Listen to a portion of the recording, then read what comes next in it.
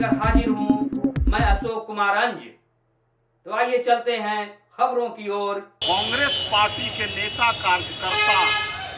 राष्ट्रपिता महात्मा गांधी के प्रतिमा के समक्ष केंद्र सरकार के उन कारनामों को उजागर करने के लिए खड़ा हुए हैं जिसमें मोदी सरकार अपने 2 साल के कार्यकाल में विज्ञापनों पर सबसे ज्यादा खर्च पानी की तरह लाखों करोड़ रुपया फेंकने का काम किए, जिस पर उसके बाद भी जब उन्हें संतुष्टि नहीं हुई और जब उन्हें ये प्रतीत हो गया कि हमारे 2 कार्यकाल के बाद चंद महीने में जो तीसरा चुनाव होने वाला है आगामी लोकसभा का,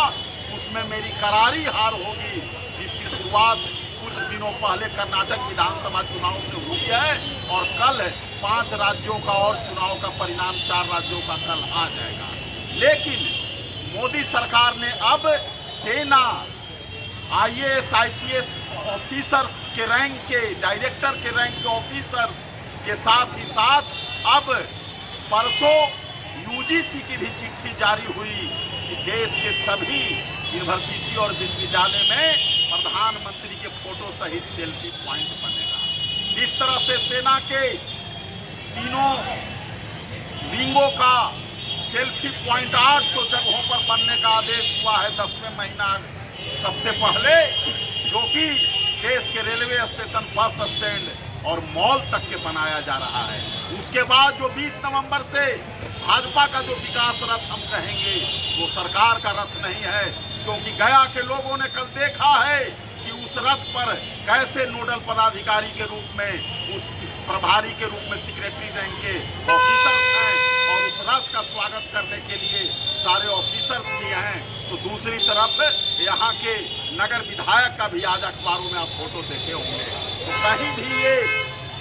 सिविल कोड में नहीं लिखता है कि कोई भी अधिकारी या सेना के लोग या सरकारी कर्मचारी किसी व्यक्ति विशेष या पार्टी का प्रचार करेंगे, वो गैर कानूनी है। इसलिए महामहिम राष्ट्रपति महोदया से ये आग्रह है कि इन तीनों निर्णयों को जल्द वापस लें और लोकतंत्र में जो सही है उसे आगे बढ़ाने का कोशिश करें। आज कांग्रेस पार्टी के नेता कार्यकर्ता ने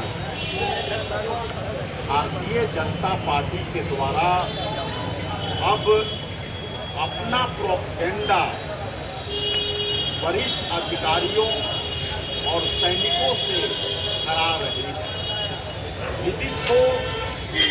भाजपा और केंद्र की मोदी सरकार, जिनका 2 कार्यकाल अब पूरा होने वाला है, 10 वर्षों में अब चंद महीने बचे हुए हैं, इन 2 कार्यकाल के दौरान मोदी सरकार ने अरबों खरब लाखों लाख करोड़ रुपया विज्ञापन सहित सभी चीजों पर सरकार की ओर से खर्च की गई। साथ ही साथ सारे मीडिया और जितने भी इनके सहपाठी संगठन हैं या इनका RSS सहित जितने सहयोगी संगठन हैं, इन सबों के द्वारा 10 वर्षों से दिन रात प्रचार प्रसार, अंधविश्वास और जुमला का खेल करने से ये पूरी तरह से जब अपने आप को विफल साबित हो रहे हैं, तब इन्होंने देश के सैनिकों और सैन्य संस्थानों के नाम पर देश के स्टेशनों, बस स्टैंडों और मॉलों तक में अपनी फोटो सहित जिन संस्थाओं को हमारे रक्षा मंत्रालय के नियमानुसार वोट टांगने का भी हक नहीं है, जैसे DRDO, लेकिन उस संस्थान का सेल्फी पॉइंट बनाया जाता है। ये अच्छी परंपरा नहीं है, ये अहंकारी सरकार की परंपरा है। अब अंत तब हुआ है जब 20 नवंबर से 25 जनवरी के बीच भारतीय जनता पार्टी ने भारत विकास रथ यात्रा का जो प्रायोजन किया है, उसमें रथों का प्रभारी वरिष्ठ सेक्रेटरी रैंक के IAS अफसरों को बनाने का काम किया है। कहीं भी सिविल सर्विसेज को, सिविल सर्वेंट को प्रोपगंडा करने का अधिकार नहीं दिया गया है। गया के जिलाधिकारी, गया के एक व्यक्ति के प्रति समान जिम्मेवार हैं। कोई भी अधिकारी किसी भी विभाग में या किसी भी सरकार का वो अधिकारी है तो वहाँ की पूरी जनमानस का वो अधिकारी है, न कि एक पार्टी विशेष के साथ लेकर के एक पार्टी विशेष और व्यक्ति विशेष की प्रोपेगेंडा करे। ये कहीं से भी कानून इसकी इजाजत नहीं देती है। इसका हम खुद करके विरोध करते हैं और मांग करते हैं कि सेना और वरिष्ठ अधिकारियों को अपने प्रोपेगेंडा से हटाएं।